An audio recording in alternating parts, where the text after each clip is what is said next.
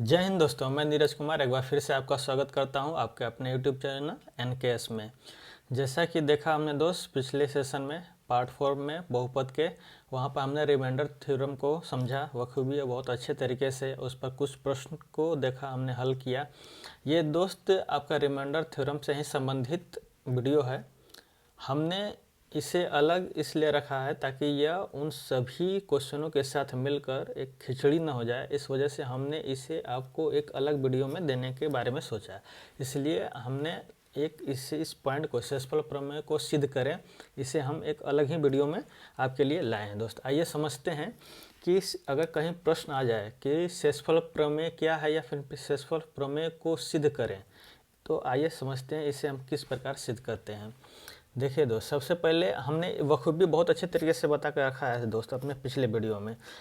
अब इसे हम सिद्ध करते हैं, मतलब इसे अब देखते हैं कि हमारा कैसे वो प्रश्न हम कर रहे थे वो कैसे हुआ, उस चीज़ को हम सिद्ध कर रहे हैं। हमने क्या बताया था दोस्त शेषफल प्रमेय? पहले जो कथन है वो लिखेंगे। कथन क्या है दोस्त? कथन ये था कि कोई एक बहुपद है, मान लेते हैं कोई एक px बहुपद है किसी भी घातांक का। कथन क्या था दोस्त? कथन सिंपल ये था, हमने लिखा था बखूबी, आप देखे भी थे कि कोई भी बहुपद कोई भी बहुपद है उसका घातांक 1 हो या उससे अधिक हो, उसमें हम अगर एक रैखिक बहुपद से x माइनस ए के फॉर्म में जो रैखिक बहुपद है उससे हम भाग करते हैं, और जहाँ पर a एक वास्तविक संख्या है। क्या है दोस्त? a एक क्या है? वास्तविक संख्या है। अगर उससे हम भाग करते हैं उस बहुपद से, तो अंत में जो शेषफल बचेगा वह पी ए के फॉर्म में बचेगा। किसके फॉर्म में दोस्त? पी ए के फॉर्म में शेषफल बचेगा। अब उसी को हम सिद्ध करेंगे दोस्त, कैसे वह पी ए बचेगा। तो हम मान देख लेते हैं दोस्त, और ले लेते हैं कुछ इस प्रकार कि कोई एक बहुपद है पी एक्स के फॉर्म में है, और उसका जो घातांक है 1 हो सकता है, 1 से अधिक भी हो सकता है।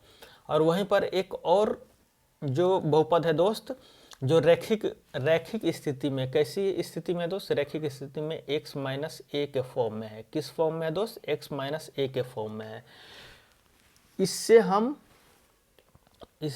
इसमें भाग देंगे, और एज्यूम कर लेते हैं कि भाग देने के बाद हमारा भागफल qx आ जाता है। क्या आ जाता है दोस्त? qx आ जाता है। यानी कि वो भी किसी न किसी पोलिनोमियल के फॉर्म में आएगा, क्योंकि ये सब नंबर नहीं है, ये सब अचर और चर संख्याओं का समूह है।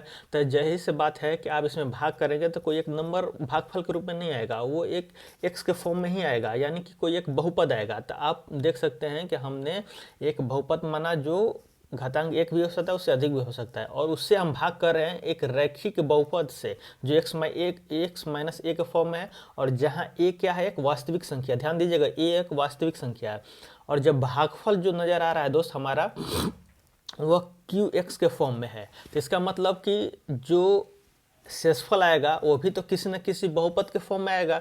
बहुपद के फॉर्म में आ सकता है, या फिर किसी चर संख्या के चर या अचर संख्या में आ सकता है। तो हम पहले इसको एक बहुपद के रूप में मानते हैं। चलिए आइए देखते हैं, हम शेषफल को भी एक आर एक्स के फॉर्म में मान लेते हैं, क्योंकि यहाँ पर x का ही बात चल रहा है दोस्त, इसलिए हम सब में x कहीं बात करेंगे। तब आइए हम अपना एक फॉर्मूला जो शुरुआत से पिछली कक्षाओं में भी आपने पढ़ा होगा दोस्त, कि जब कोई भी, देखिएगा, भाज्य, हमने फॉर्मूला पढ़ा है, क्या पढ़ा है? भाज्य बराबर भाजक इंटू भागफल प्लस शेषफल। अब इसको क्या करना है दोस्त? इन सभी नंबरों को जो नंबर है उनके जगह पर रखना है। तो आइए देखते हैं हमारा भाज्य क्या है। हमारा ये भाज्य है, क्या है? ये भाज्य पी एक्स। वहीं पर देखेंगे भाजक क्या है दोस्त? किससे हम भाग कर रहे हैं वो भाजक होता है। तो किससे हम भाग कर रहे हैं? एक्स माइनस ए के फॉर्म से जो रेखीय बहुपद उससे भाग कर रहे हैं, और गुणा भागफल है। भागफल हमने क्या माना है दोस्त? क्यू एक्स के फॉर्म में। और आर एक्स को क्या लिए हैं? क्या लिए हैं दोस्त?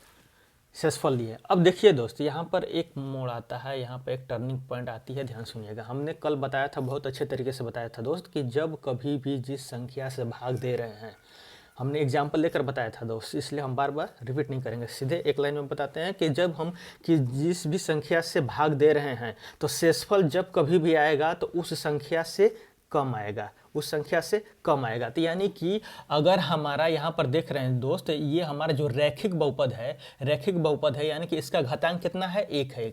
इसका घातांक क्या है दोस्त, 1 है। तो यानी कि जो हमारा शेषफल आएगा, जो आर का फॉर्म आएगा, यानी कि उसका घातांक 0 होना चाहिए। हमने अभी बोला ना कि दोस्त जिस संख्या से हम भाग दे रहे हैं शेषफल हमेशा उससे कम आना चाहिए। तो यानी कि इसका जो एक्सपोनेंट है 1 है, तो हमारा आर का एक्सपोनेंट क्या होना चाहिए दोस्त, आर का एक्सपोनेंट क्या होना चाहिए, 0 होना चाहिए। तो यानी कि आर का वैल्यू जो होगा वो कम होगा आपके x माइनस ए से। होगा कि नहीं होगा, बिल्कुल होगा, तभी तो हमारा शेषफल आएगा। और इसको हम आगे चलकर क्या ऐसे लिख सकते हैं, यानी कि जब हमारा एक्सपोनेंट x के फॉर्म में 0 आ जाएगा तो उसका तो मान 1 हो जाएगा। अगर हमारा कोई भी ले लेते हैं दोस्त, यहाँ पर x लेते हैं, इसके कोई भी नंबर है, जैसे 5x ले लिए और ये हमारा अंततः आया, तो जाहिर सी बात हमने बोला कि शेषफल क्या आ जाएगा, अपने जो जिससे भाग दिया जा रहा है उससे कम आएगा। तो जिससे भाग दिया जा रहा है उसके x का एक्सपोनेंट 1 है, तो जाहिर सी बात है शेषफल का एक्सपोनेंट क्या आएगा, 0 आएगा। तो 0 ऊपर आ जाएगा तो इसका मान 1 हो जाएगा, यानी कि एक अचर संख्या प्राप्त होगी। Rx किसी संख्या प्राप्त होगी दोस्त, एक अचर संख्या। तो यानी कि हम लिख सकते हैं कि Rx एक अचर संख्या प्राप्त होगी। कैसी संख्या दोस्त, अचर संख्या प्राप्त होगी। यानी कि दोस्त अगर हमको Rx जो है वो अचर संख्या प्राप्त होगी, यानी x का कोफिशिएंट जो x है वो तो हट जाएगा, तो हम इसको इजीली क्या लिख सकते हैं, r लिख सकते हैं, लिख सकते हैं r। कोई दिक्कत, कोई दिक्कत नहीं। r एक नंबर हो जाएगा, मतलब 2 3 4 5 कोई नंबर हो गया, यानी x का फॉर्म हट गया। अब आइए चलते हैं एक स्टेप आगे बढ़ते हैं, इसी को बढ़ाते हैं। हमने क्या देखा, px के जगह px लिखेंगे, x माइनस ए की जगह वही लिखेंगे, इंटू क्या था, q इंटू एक्स था, और ये r हो गया। आर एक्स जगह हम r क्यों लिखें, हमने बताया क्यों लिखें, क्योंकि वह जब रैखिक बहुपद से भाग दे रहे हैं तो शेषफल हमेशा रैखिक बहुपद से नीचे वाला आएगा, यानी कि x के पावर 0 आएगा।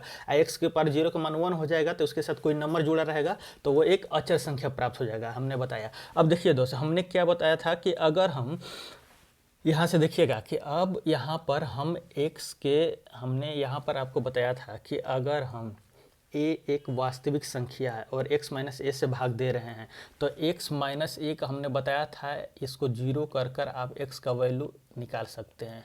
हमने कल बहुत अच्छे तरीके से इसको बता कर रखा है, क्यों, क्योंकि इसका एक यह शून्यक होता है, तो शून्यक निकालने के लिए उसको जो बहुपद दिया रहेगा उसको 0 के बराबर कर देंगे, तो उससे हम यहाँ से x का वैल्यू निकालेंगे। x का वैल्यू क्या आया दोस्त, 1 a आया। तो हम क्या करेंगे, पुट, अब क्या करेंगे, पुट द x बराबर a इक्वेशन में, यहाँ पर जो आपका बहुपद नज़र आ रहा है यहाँ पर पुट करेंगे। अब आइए पुट करते हैं, x जगह पर a पुट करेंगे तो p a हो जाएगा।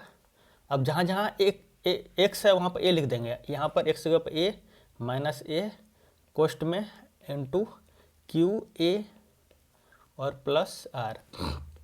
अब देखिए दोस्त, अब ये तो कट कर 0 हो जाएगा, 0 हो जाएगा बिल्कुल, तो ये 0 into Q A plus are.